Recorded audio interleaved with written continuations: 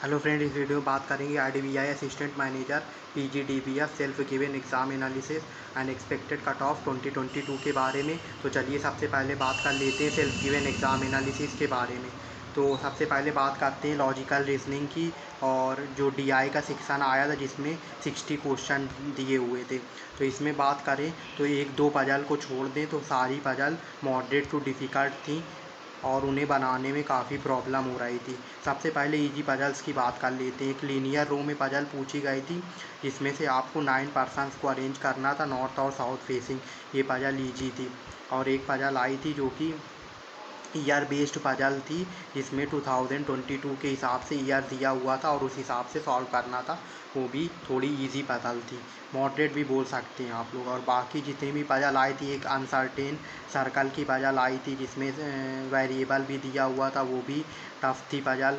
और बात करें एक दो पजल और आई हुई थी, वो भी काफ़ी टफ पजल पूछी गई थी। ब्लड रिलेशन की पैरेलल रो थी, उसमें ब्लड रिलेशन दिया हुआ था, वो पजल आई थी।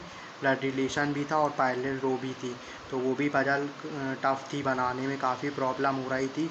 तो जो ओवरऑल जो मैंने अटेम्प्ट किए इसमें 60 में से ओनली 31 क्वेश्चन अटेम्प्ट किए हैं। अब बात कर लेते हैं इंग्लिश सेक्शन की। तो इंग्लिश सेक्शन काफ़ी डुएबल था। डुएबल की बात करें मतलब कि आधा तो आप मान लीजिए कि प्री लेवल का था और आधा जो आया था वो मेंस लेवल का था, जिसमें से दो आरसी पूछे गए थे जो कि टफ लेवल आरसी पूछे गए थे, जिसमें से एक आरसी इजी था और एक आरसी थोड़ा मॉडरेट था। और बाकी फिल इन द ब्लैंक्स थे, फ्रेज रिप्लेसमेंट के क्वेश्चन थे। और जो मीनिंग दी हुई होती हैं, 3 मीनिंग दी हुई होती हैं, उनको अरेंज करना था एक सेंटेंस में, उससे रिलेटेड क्वेश्चन आए हुए थे।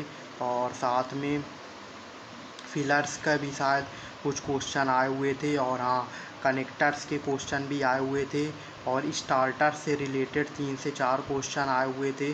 और बात करें आरसी की तो 2 आरसी पूछे गए थे और आरसी में सिनोनिम एंटोनिम भी दिए हुए थे जिनको आपको पैसेज से लेके सॉल्व करना था। अब बात कर लेते हैं कौन से सेक्शन की, क्वांटिटेटिव एप्टीट्यूड। तो इसमें जो 15 क्वेश्चन दिए हुए थे वो काफ़ी इजी थे।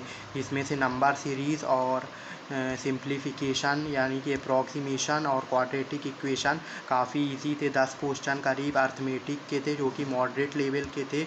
और एक कैसलेट डीआई था और साथ में 3 से 4 क्वेश्चन 3 से 4 जो आए थे वो डीआई आए थे, जिसमें से एक कैसलेट डीआई था और बाकी जो डीआई थे वो मॉडरेट लेवल के थे। तो ओवरऑल जो मैंने 40 में से 23 क्वेश्चन अटेम्प्ट किए हैं क्वांटिटेटिव एप्टीट्यूड में।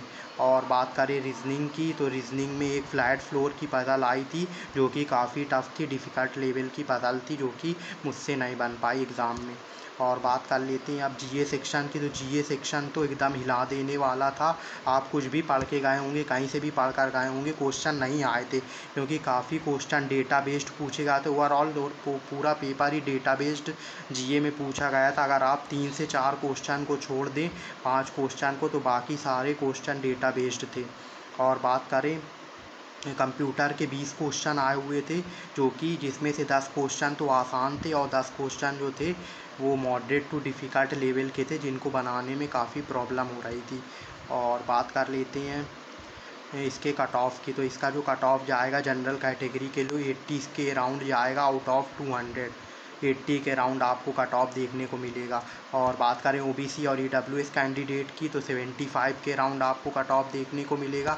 एससी एसटी कैंडिडेट की बात करें तो 70 के अराउंड आपको कट ऑफ देखने को मिलेगा। इवन जनरल कैटेगरी का कट ऑफ 80 से कम भी जा सकता है अगर कम कैंडिडेट ने अप्लाई किया होगा, क्योंकि इस बार क्या है, आधे लोगों ने पीजीडीबीएफ अप्लाई किया और आधे लोगों ने एग्जीक्यूटिव अप्लाई किया था, क्योंकि आप किसी एक पोस्ट पर ही अप्लाई कर सकते थे। तो इसलिए इस बार कंपटीशन कम है तो कट ऑफ कम जाने के चांसेस हैं। ओवरऑल लेवल एग्ज़ाम की बात करें तो मॉडरेट टू डिफ़िकल्ट एग्ज़ाम था। जो लोग सोच कर गए थे एग्ज़ाम ईजी आएगा, लेकिन एग्ज़ाम ईजी बिल्कुल भी नहीं था। Thank you. अगर आपको वीडियो अच्छी लगी हो तो वीडियो को लाइक करें और चैनल को सब्सक्राइब करना ना भूलें। आगे एग्ज़ाम की प्रिपरेशन करें। अगर आपने एक्यूरेसी के साथ अटेम्प्ट किया तो डेफिनेटली आपका फाइनल सिलेक्शन होगा। इंटरव्यू के लिए 3 गुना कैंडिडेट को इंटरव्यू के लिए सिलेक्ट किया जाएगा। Thank you.